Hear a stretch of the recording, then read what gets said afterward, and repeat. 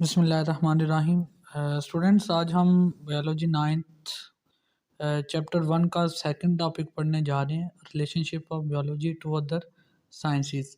कि जो बायोलॉजी है इसका दूसरी साइंसेस के साथ क्या रिलेशनशिप है, क्या इसका जो है वो तल्लक है।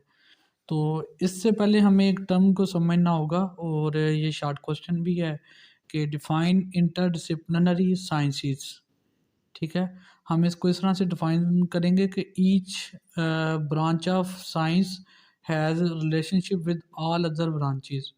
कि हमारी साइंस की जितनी भी ब्रांचेज हैं उनका आपस में कोई ना कोई जो है वो एक दूसरे के साथ रिलेशनशिप पाया जाता है। फॉर एग्ज़ाम्पल साइंस की इम्पोर्टेंट जो कॉमन ब्रांचेज हैं जिनसे हम मोस्टली अवेयर हैं, जैसे बायोलॉजी होगी, केमिस्ट्री होगी, फिज़िक्स होगी, जियोग्राफी होगी, मैथमेटिक्स होगी।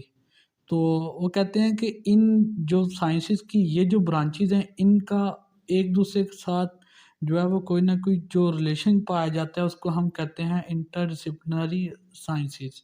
ठीक है, फॉर एग्जांपल इसके एग्जांपल देखते हैं।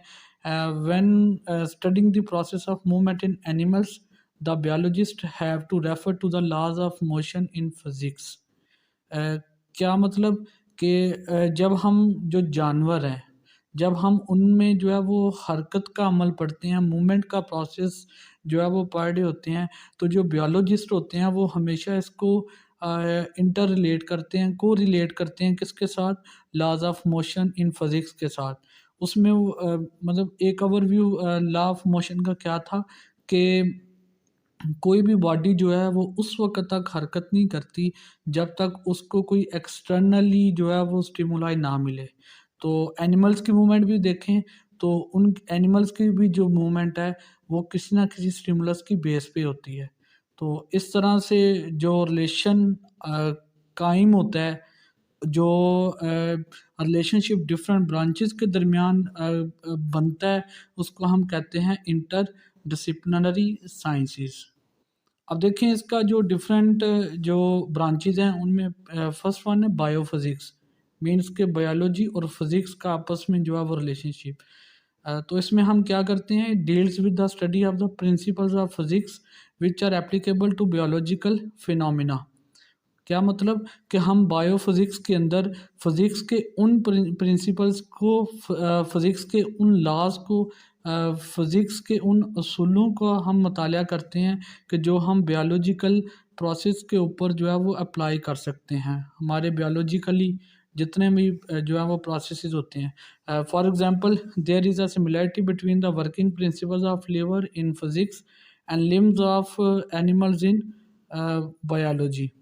ठीक है, यहाँ पे ये जो है वो बायो का बायोलॉजी के स्पेल्स थोड़े मिस्टेक हुई है, तो इसमें जो है इसको हम अभी ठीक कर लेते हैं।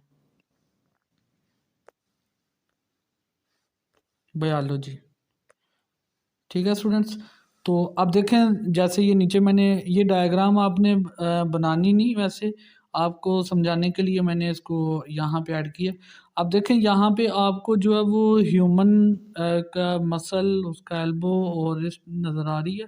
तो अब देखें वो क्या कहते हैं कि जो हमारे ह्यूमंस में लिम्स की जो है वो मूवमेंट है वो सिमिलर किसके के साथ उसकी सिमिलरिटी है, लिवर इन फिज़िक्स के साथ।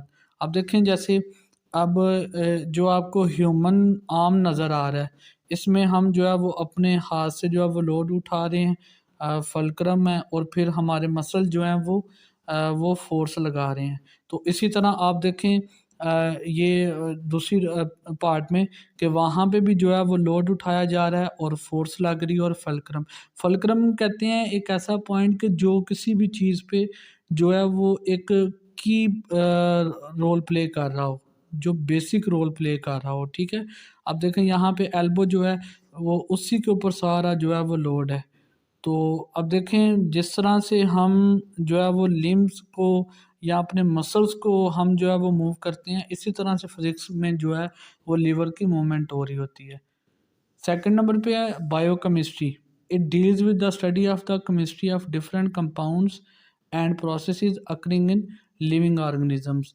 कि हम बायोकेमिस्ट्री में क्या स्टडी करते हैं कि जो लिविंग ऑर्गेनिजम्स हैं, जो जानदार हैं, कि उनके अंदर जो डिफरेंट कंपाउंड्स पाए जाते हैं और उनके जो प्रोसेसेस होते हैं उनका मुतालिया जो है वो हम बायोकेमिस्ट्री में करते हैं।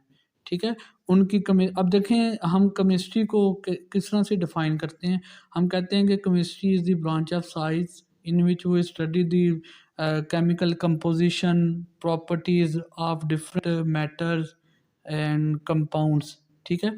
अब देखें फॉर एग्जांपल हमारी जो है वो लिविंग ऑर्गेनिज्म में जो है वो दो इम्पोर्टेंट इवेंट्स होते हैं, जिनमें एक फोटोसिंथेसिस है, एक जो है वो रेस्पिरेशन है। तो अब देखें जो नीचे उसकी जो डायग्राम है उसमें देखें फोटोसिंथेसिस का जो है वो केमिकल जो है वो रिएक्शन शो किए गए हैं। ठीक है। इसी तरह जो है वो रेस्पिरेशन का। तो जो बायोकेमिस्ट्री है हम इसमें क्या करते हैं कि जो लिविंग ऑर्गेनिजम्स के अंदर इम्पोर्टेंट कंपाउंड्स या प्रोसेसेस पाए जाते हैं उनकी केमिस्ट्री क्या है, उनका केमिकली जो है वो एक दूसरे के साथ क्या रिलेशन है, हम उसका मुतालिया जो है उसकी जो स्टडी है वो हम बायोकेमिस्ट्री में करते हैं। इसके बाद है स्टूडेंट्स बायोमैथमेटिक्स और बायोमेट्री जिसको हम कहते हैं। It deals with the study of biological processes using mathematical techniques and tools. For example अब इसमें हम क्या करते हैं कि जब हम कोई भी एक्सपेरिमेंट्स करते हैं और उसके रिज़ल्ट में हमारे पास जो भी अ, उस एक्सपेरिमेंट के बाद हमारे पास जो भी रिज़ल्ट्स आते हैं, जो भी नताइज आते हैं, तो जब हम उनको एनालाइज़ करते हैं तो उनको एनालाइज़ करने के लिए हमें जो है वो मैथमेटिक्स की ज़रूरत पड़ती है। ठीक है। तो हम जो है वो मैथमेटिकली ही उन अपने रिज़ल्ट्स को हमेशा एक्सप्रेस कर रहे होते हैं। तो इसको हम कहते हैं बायोमैथमेटिक्स और बायोमेट्री। कि इसमें हम क्या करते हैं कि जो हमारे बायोलॉजिकल प्रोसेसेस हैं उनके लिए हमें मैथमेटिक्स टेक्निक्स की ज़रूरत पड़ती है और मैथमेटिक्स जो इम्पोर्टेंट टूल्स हैं हमें उसकी ज़रूरत पड़ती है। इसके बाद बायोजियोग्राफी जियोग्राफी कहते हैं। ये एक ऐसी फील्ड है कि जिसमें हम जो है वो अबाउट डिफरेंट रीजन अर्थ के जो है वो ज़मीन के मुख्तलिफ जो है वो रीजन्स उनका मुताला कर रहे होते हैं।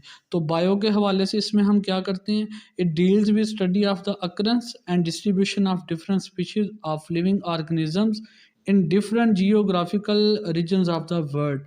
इसमें हम क्या स्टडी करते हैं कि इस फील्ड के अंदर हम जाके क्या करते हैं कि पूरी वर्ल्ड के जो डिफरेंट रीजन्स हैं उनके अंदर जो है वो जो मुख्तलिफ जानदार डिस्ट्रीब्यूट हुए हुए हैं उनकी जो डिफरेंट स्पीशीज़ हैं, different species of living organism जो डिफरेंट जो है वो वर्ल्ड के रीजन्स में फैले हुए हैं उनका जो मुताला है वो हम बायोजियोग्राफी के अंदर करते हैं।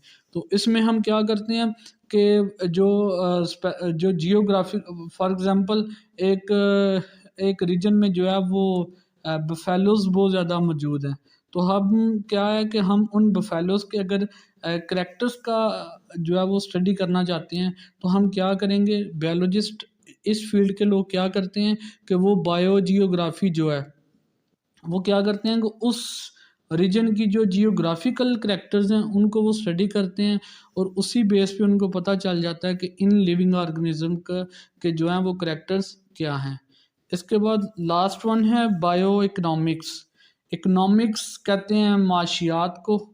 ठीक है, माशियत वगैरह को। तो it deals with the study of organisms from economical point of view. For example, the cost value and profit value of the yield of wheat can be calculated through bioeconomics and benefits or losses can be determined।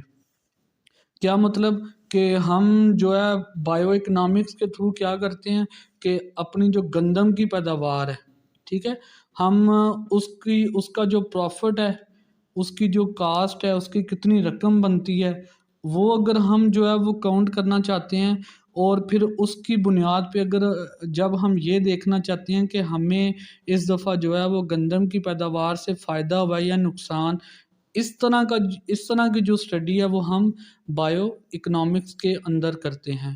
तो students अगर आपका कोई question वगैरह हो तो आप जो है वो कमेंट्स में मुझसे पूछ सकते हैं। Thank you. अल्लाह हाफिज़।